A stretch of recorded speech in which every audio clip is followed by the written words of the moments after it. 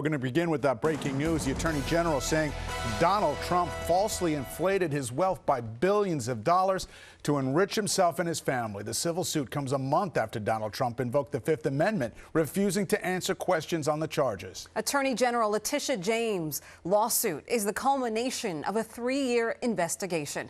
Eyewitness News reporter Lauren Glassberg in the newsroom now with the breaking details. Lauren? Yeah, Shirlene and David. Letitia James, the New York State Attorney General, has filed a civil lawsuit in New York State Supreme Court today against the former President Donald Trump. At the heart of the suit is the allegation that the Trumps inflated their property values and submitted false and misleading financial statements in order to receive more favorable terms from financial institutions. James is seeking a $250 million judgment. The lawsuit names Trump and 3 of his grown children, as well as the company and 2 of its executives. One of those executives is Alan Weisselberg, and he has already pleaded guilty to criminal charges brought by the Manhattan District Attorney's Office. The Manhattan DA is conducting a parallel investigation to that of the Attorney General's office.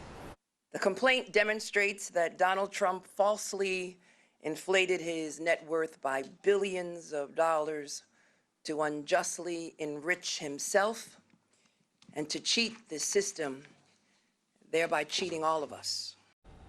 Now, the AG began this investigation 3 years ago. This lawsuit includes the accusation that Trump grossly inflated the value of Mar-a-Lago, for example, to more than $700 million, based on the false premise that it could be developed further. But according to the lawsuit, the Palm Beach Country Club should have actually been valued at $75 million.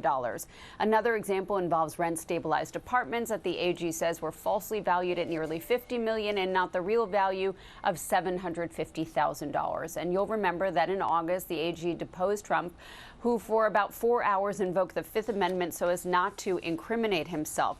Trump, meanwhile, has issued a statement reading in part, "Today's filing represents the culmination of nearly 3 years of persistent, targeted, unethical political harassment by the New York State Attorney General Letitia James." He also said that today's filing has nothing to do with the facts or the law and that it was all about politics.